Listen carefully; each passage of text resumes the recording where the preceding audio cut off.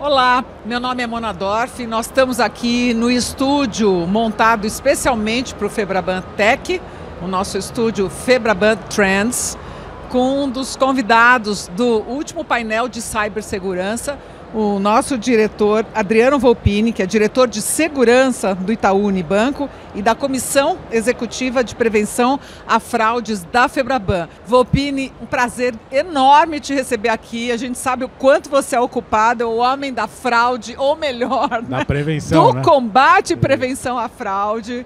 E eu sei que você tem muita coisa para contar. Vamos começar com o painel que vocês acabaram de fazer. O que vocês debateram? Eu sei que foi 1 hora de painel. Eu queria que você desse para a gente os destaques. Bom, obrigado, Mona. É um prazer aqui estar com você, que todos que nos veem e nos ouvem. O painel foi muito interessante, foi 1 hora que passou muito rápido e ele nos deu a oportunidade de debater vários itens, né? Tanto vinculados à questão cibernética quanto à questão de fraudes. Contou com a participação de pessoas da Febraban, de pessoas de mercado, pessoas de consultoria e que têm uma experiência bastante vasta e puderam contribuir no painel. Algo que ficou bem interessante lá foi uma visão muito clara de que a engenharia social, que é um problema que tem acometido muito a sociedade em geral e os bancos, é um problema que se repete quase que no mundo inteiro. Então houve relatos no painel dos participantes de que o mesmo problema é visto nos Estados Unidos, na Europa e até mesmo na Ásia. E um outro item também bastante relevante foi a clareza de que a transformação digital e das formas de fazer segurança, das peças e da tecnologia leva muito em consideração o uso de dados e que a nova fronteira para se fazer segurança hoje tem muita relação com a nossa capacidade de usar dados para explicar o risco e explicar também o comportamento do cliente e com isso oferecer uma melhor experiência. Você falou que é igual no mundo inteiro, né? E eu me lembrei de uma matéria que saiu nesse domingo, se não me engano, no Estadão, sobre PIX e fraudes e fazendo ali uma comparação de que na Alemanha, acho que se não me engano, 7% das transações eram relacionadas a fraudes e golpes. Nos Estados Unidos, acho que em torno de 18%. E aqui no Brasil, em torno de 30%. É isso mesmo, esse número? Não. As fraudes são um número, e golpes são um número ínfimo, muito pequeno, quando comparado com o total de transações feitas pelo sistema financeiro. O que é fato é que o sistema financeiro brasileiro ele é muito utilizado pelo cidadão brasileiro. Então o número de transações realizadas aqui é muito grande. Por outro lado, por vivermos num ambiente em que fraude, golpe e o problema da criminalidade é algo real, os bancos sempre tiveram, por premissa, um investimento muito massivo em segurança. Então é quase que impossível para nós concebermos a ideia de desenvolver qualquer que seja a solução, produto ou serviço, que não seja revestido de uma segurança muito forte. Não é à toa que o problema da engenharia social surge. É muito mais fácil para um bandido, um golpista, um fraudador, pedir ou convencer alguém a fazer uma transação do que atacar um sistema do banco. Porque os sistemas são desenvolvidos e concebidos para ser absolutamente seguros. Então, essa é uma realidade que é muito presente para os bancos, logo, esse é um desenvolvimento muito forte de segurança e, portanto, não temos esse percentual de transações, muito pelo contrário, o sistema é bastante seguro. Agora, tem uma questão de educação digital, né? Porque toda hora acontecem golpes, né?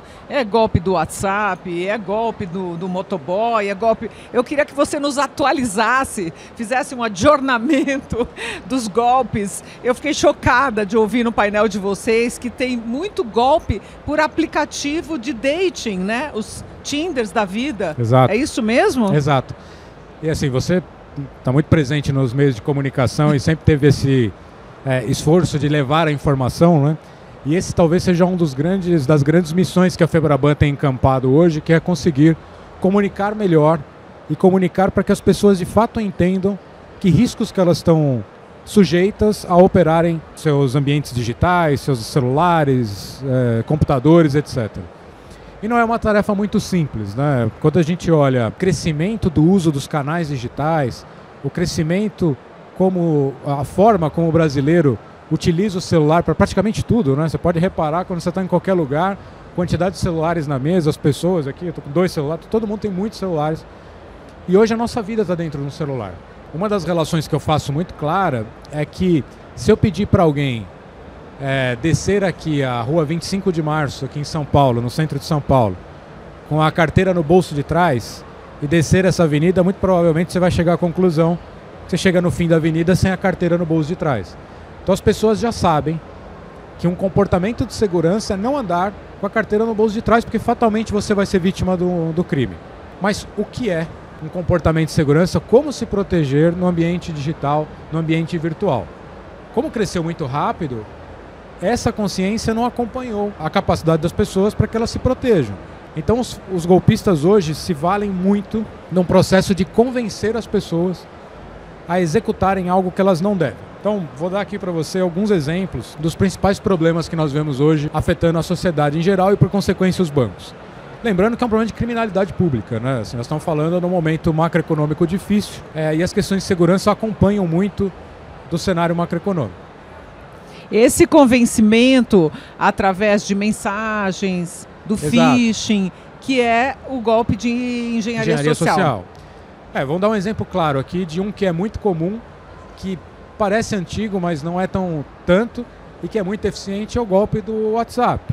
Que alguém lá diz, olha, anota meu novo número, faz até uma chamada para você, para que você note que ele está tentando conversar com você pelo celular. Na sequência ele fala, olha, eu estou com dificuldade de acessar o meu aplicativo e preciso fazer um pagamento, você pode me ajudar? E aí a pessoa solicita, ela vê filho, pai, mãe ou um amigo, a pessoa se predispõe a ajudar e o golpista passa um dado ou de uma conta para que seja transferido um dinheiro ou um pagamento que tenha que ser feito.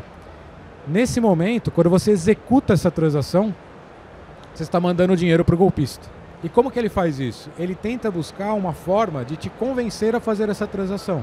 Um outro muito comum também é o que nós chamamos das falsas centrais ou os falsos funcionários. Eles ligam para a casa da pessoa e dizem, olha, há uma transação suspeita, que é a área de segurança do banco, eu preciso que você confirme essa transação.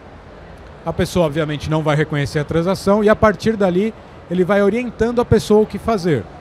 E num dos passos ele diz, olha, você precisa proteger o seu dinheiro, então transfira ele para um cofre forte do Banco Central, ou faça esta transação para se proteger, ou faça esse estorno, que na verdade você também está transferindo dinheiro para o golpista. Você citou do falso date, né, do Tinder. Queria saber como é que acontece esse golpe. Hoje o problema de segurança pública também traz vários casos em que você tem um risco pessoal, risco às pessoas, né? E aí tem o falso sequestro, o sequestro ou a coação. Qual é o subterfúgio que eles utilizam? Ele precisa convencer você a ir até um lugar para que lá você seja pego e seja obrigado a fazer uma transação. Novamente, como ele não consegue atacar o sistema do banco, ele vai atacar a pessoa. Então ele gera uma relação com você através do Tinder, por exemplo, e gera um convite para um encontro. Esse convite de encontro nunca é num lugar público, um lugar de frequência pública grande. Ele escolhe um lugar ermo, ele escolhe um lugar mais afastado, convence você a ir até lá e quando você chega, na verdade, não é um encontro. Lá você vai ser abordado e vai ser obrigado a fazer uma transação. Esse é um problema comum hoje no Brasil e é o mesmo problema que acontece tanto nos Estados Unidos quanto na Europa. Então, o crime de convencimento, esse crime de abordagem, ele é algo que está espalhado no mundo como um todo, obviamente fruto da maior proteção dos canais feita pelos bancos. Eu lembro que um ano atrás nós estávamos no CIAB Febraban, que era o antigo nome do Febrabantec, discutindo sobre a segurança de senhas, Volpini. Sim. E você falou, deixa eu ver seu celular para ver se você não tem alguma senha aqui perdida em WhatsApp e tal. E aí você me explicou que o sistema operacional do celular, ele guarda as senhas. Mesmo que eu não tivesse escrito, nem e-mail e nem WhatsApp, ele está lá dentro do sistema. E havia uma ideia de se conversar com os fabricantes de celulares para ver como é que se resolvia esse problema. Isso ainda é um problema? Sim, ainda é um problema. Nós ainda temos dois problemas que têm relação com a senha. O primeiro deles é o comportamento do usuário, ainda continua sendo um problema. Sobretudo no comportamento de armazenar senhas, lá, digitar senhas no bloco de notas ou em arquivos, mantendo essas senhas para uma eventual lembrança e aí acaba sendo um fator muito fácil, um local muito fácil para que ele seja recuperado. O segundo é usar senhas muito óbvias ou a mesma senha para vários aplicativos. Usar a mesma senha para vários aplicativos, ele é potencializado no celular. Vou dar um exemplo para você onde a mesma senha acaba sendo um problema grave. Nós temos várias situações em que há vazamentos de base de dados no mercado, sejam em sites de e-commerce, bases de empresas em geral. Normalmente eles vazam o e-mail e aí acaba tendo a senha desse e-mail também lá gravado. As pessoas têm por hábito manter a mesma senha do e-mail para o acesso a tudo. Quando vaza essa senha, ela é uma fonte de dados para que ele, caso roube um celular, caso tenha acesso a qualquer das suas informações, tente se conectar na sua conta corrente usando a mesma senha. Então esse é um expediente muito utilizado. Quando você olha dentro do celular, há um mecanismo de gerenciamento de senhas que é para o conforto do usuário. Vários dos aplicativos perguntam para você: podemos memorizar aqui os seus dados para que você não tenha que se autenticar toda vez que você entra no seu aplicativo? Qual é a vantagem da usabilidade? Quando você abre o aplicativo, já está aberto. Pensa aqui numa carteira digital, por exemplo. Toda vez no aplicativo bancário, ou você digita a senha, ou você tem que abrir com uma face ou outro dado. Há aplicativos em que, quando você abre o aplicativo, ele já está todas as informações disponíveis. Essa conexão foi feita automaticamente pelo seu celular, que tem a senha armazenada ali. Então, quando você define armazenar as senhas para que ele faça essa conexão automática e utiliza a mesma senha para todas as conexões, você facilitou muito a ação do bandido. Se você usar uma senha diferente para o seu banco de todas as demais que você utiliza em qualquer outro aplicativo, é quase que impossível que alguém entre no seu celular. E a recomendação é não permitir, então, que se grave a senha, né? Exato. Então são cuidados básicos. Escolha uma senha que não é óbvia, sua data de nascimento, data de casamento, nascimento do filho, etc. Não armazene essas senhas para que elas sejam automaticamente recuperadas, e também não coloque a mesma senha para todos os aplicativos. Adriano Volpini, eu quero fazer uma outra pergunta. O que é ser cyber resiliente? Bom, essa é uma ótima pergunta, amor. Há uma crença em segurança que você vai ser sempre inexpugnável. Nunca ninguém consegue transpor as suas barreiras de segurança. Isso não é verdade. Tem inúmeras empresas aqui e inúmeros exemplos mundo afora, FBI, CIA, NASA, que são intensivos no conhecimento e no uso da tecnologia, que tiveram problemas cibernéticos. Então, um bom programa cibernético, ele passa, obviamente, pela proteção, todo investimento que você precisa fazer para se tornar mais protegido e evitar que o problema aconteça, mas também, tão necessário quanto, é você ter uma resiliência caso o problema eventualmente se manifeste.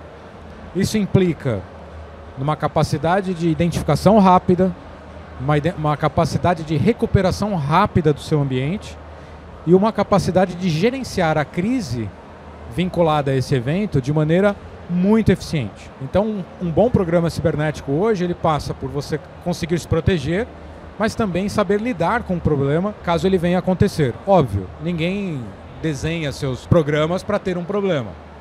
Mas caso ele se manifeste, a forma com que você lida com ele torna o impacto desse problema muito menor, muito mais palatável e, portanto, você fica mais resiliente ao problema e consegue garantir sua operação funcionando com muito mais tranquilidade. Vocês discutem o tempo todo isso na comissão de fraudes da FEBRABAN, da qual você faz parte, né? Quais são as prioridades nesse momento? O que vocês estão trabalhando? Bom, nós estamos trabalhando muito próximo de reguladores. Com o advento do PIX e com as questões de segurança pública, os problemas se agravaram, então nós estamos muito próximos de reguladores e também das autoridades policiais para conseguir evoluir todo o ecossistema de proteção no Brasil. Do lado do regulador, nós temos trabalhado em sugestões ou ofertas de processos, procedimentos ou ideias que podem ajudar todo o ecossistema de pagamento a evoluir na capacidade de segurança e com as forças policiais na nossa capacidade de reprimir o crime.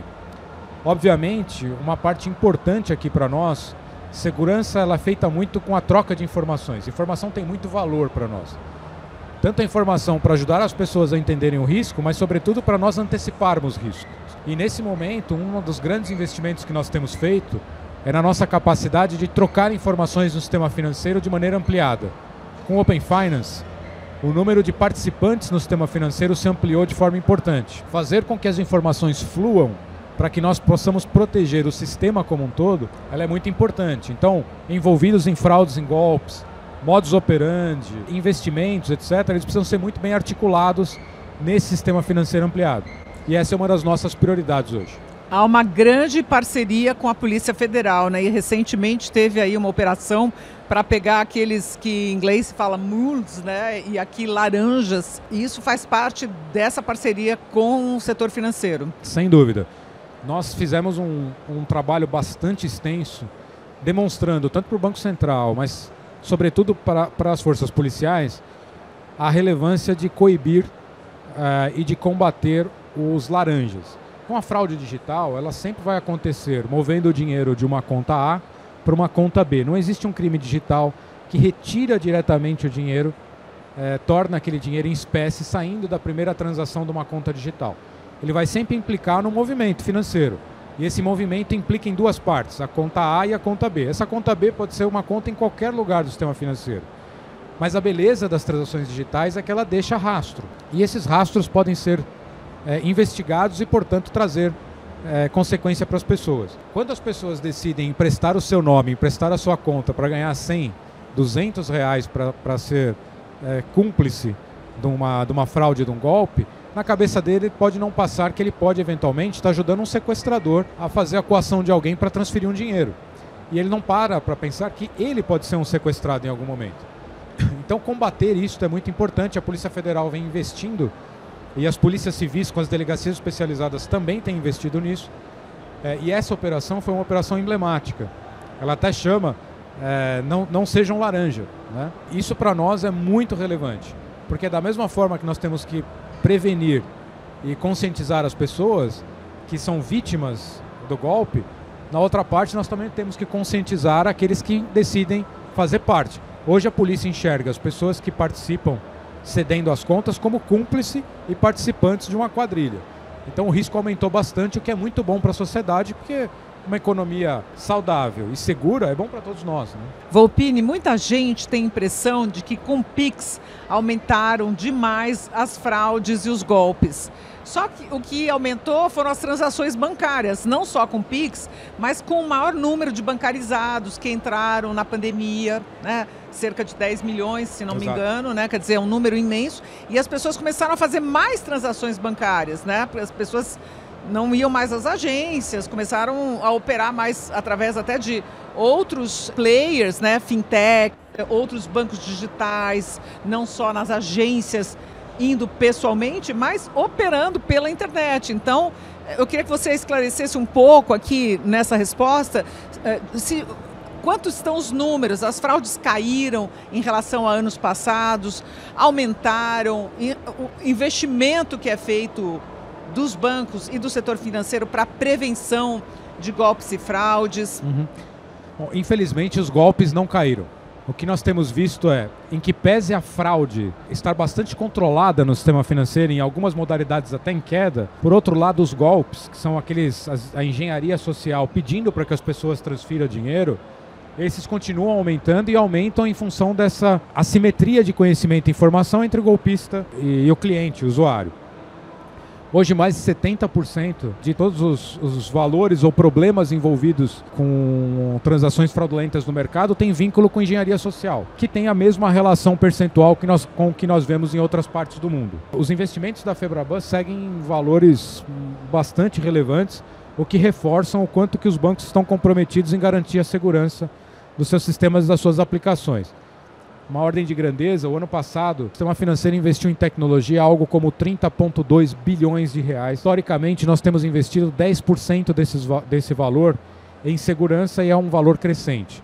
Então, investimos em 2021 próximo de 3 bilhões de reais em segurança. Em 2022, investimentos em tecnologia são estimados em 35,5 bilhões e desses valores, mais de 3,5 bilhões serão investidos em segurança. Não há como se desenvolver uma solução digital no sistema financeiro que não passe por um desenvolvimento seguro. E esse desenvolvimento seguro requer não só tecnologia, mas equipes capacitadas, ferramental, tem uso de dados, e é onde os bancos da Febraban tem colocado seus esforços. Para a gente terminar, eu vou lembrar o que você disse aqui no começo dessa entrevista, quando a gente estava sentando aqui no estúdio. Mona, a coisa vai acelerar muito e muito mais, cada vez mais. E o que isso vai impactar nas nossas vidas? A aceleração das transformações digitais e a forma com que as pessoas se relacionam não só com o banco, mas com praticamente tudo, passa por uma intensificação digital. E essas transformações estão ficando cada vez mais rápidas. Acompanhá-las não é uma tarefa fácil para ninguém. Para todos nós que estamos muito inseridos nessa agenda, já é um desafio, e para o usuário comum isso não vai ser sem dúvida um desafio cada vez maior. Porém, a grande missão de todos que pretendem oferecer algo, produto, serviço ou uma solução para um usuário passa em simplificar a vida. E essa simplificação é oferecer uma experiência muito simples, fluida e que atenda à necessidade do seu usuário. Eu não tenho a menor dúvida que pela frente nós veremos uma simplificação ainda maior e uma correlação muito maior entre os diversos aplicativos, as diversas soluções, porque o banco vai cada vez mais para o contexto da vida do brasileiro. Aquela história, poxa, agora eu preciso resolver meus problemas com o banco, então eu vou até uma agência bancária ou eu vou até o meu aplicativo, tem seus dias contados. Muito provavelmente a nossa relação bancária vai estar no contexto da vida das pessoas. Você não vai comprar um cartão de crédito, você quer pagar, você quer comprar algo. E se você vai usar um crédito num cartão, se você vai usar um aplicativo, vai usar um crédito no Pix ou usar qualquer outra solução, vai ser a sua vontade no momento do pagamento. Então as relações vão ser cada vez mais fluidas, mais complexas pelo lado tecnológico, mas mais simples pelo lado do usuário. Esta complexidade e essa simplicidade trazem um desafio a mais para as equipes de segurança. Mas, sem dúvida, as novas tecnologias também trazem uma série de benefícios. Da mesma forma que elas trazem desafios, elas trazem mais benefícios para que a gente consiga gerenciar o risco. Então, eu particularmente espero um mundo mais conectado, mais digital, mais simples, mais fluido, em que o foco seja o cliente, seja sempre o usuário. Usuário feliz, usuário com uma experiência simples e fluida, sem dúvida é o usuário que todo sistema financeiro planeja e deseja. Muito obrigada pela entrevista e continue cuidando da gente. Não queremos golpes nem fraudes, queremos um sistema financeiro forte e com muitas transações seguras. Obrigada. Obrigado, Mona.